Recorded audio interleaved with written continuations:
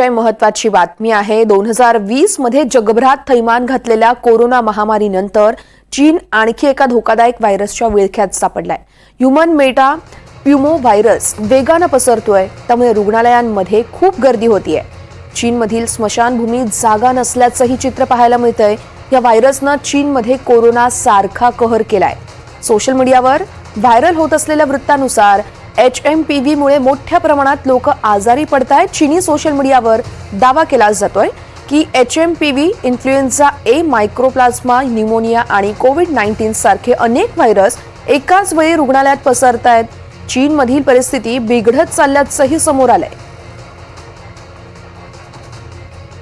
या संदर्भात अधिक माहिती देतील महेश बागल, माझे सहकारी आहेत माझ्यासोबत। महेश, चीनमध्ये श्वसनसंबंधीच्या आजारात लक्षणीय वाढ झाल्याचं दिसून येते आणि खास करून रुग्णालयात लहान मुलं, ज्येष्ठ नागरिकांची गर्दी वाढली असल्याचं आता समोर आलेलं आहे। सोशल मीडियावर तशा प्रकारचे व्हिडिओ सुद्धा पाहायला मिळत आहेत। एकंदरीत पाहता रोगप्रतिकारक शक्ती कमी झाल्याने हा प्रकार होत असल्याचं समोर आलेलं आहे, पण हा संसर्गजन्य आजार नसल्याचा आणि त्याचा प्रसार झपाट्याने वाढला आहे।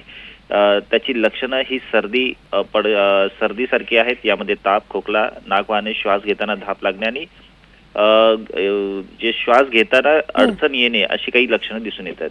एकंदरीत पाहता चीन सरकार आणि WHO ने याविषयी कोणताही अलर्ट अद्याप दिलेला नाही आणि हा आजार वातावरणीय बदलामुळे झाला की चीन सरकारने पुन्हा एकदा हलगर्जीपणा बाळगलेला आहे। हे काही मात्र आता करण्यास काही मार्ग सध्या समोर आलेला नाहीये। एकंदरीत पाहता चीनमध्ये हा जो आजार आहे तो मोठ्या प्रमाणात पसरत चाललेला आहे। त्यामुळे रुग्णालयात मोठ्या प्रमाणात रुग्णांची गर्दी पाहायला मिळते।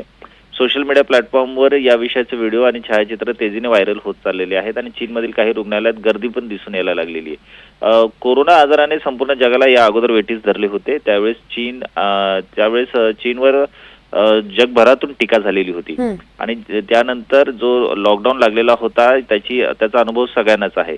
आता इन्फ्लुएन्झा A, मायक्रोप्लाझ्मा, न्यूमोनिया आणि ह्यूमन मेटाप्युमो व्हायरस या आजारांचं प्रमाण वाढल्याचा दावा करण्यात आलेला आहे। एकंदरीत एक महामारी असल्याची चर्चा जरी होत असली तरी याची अधिकृत पुष्टी WHO कडून किंवा चीन सरकारकडून करण्यात आलेली नाहीये। निश्चितच महेश, या संदर्भातले सगळे अपडेट घेऊ। तुर्तास धन्यवाद दिलेल्या माहितीसाठी।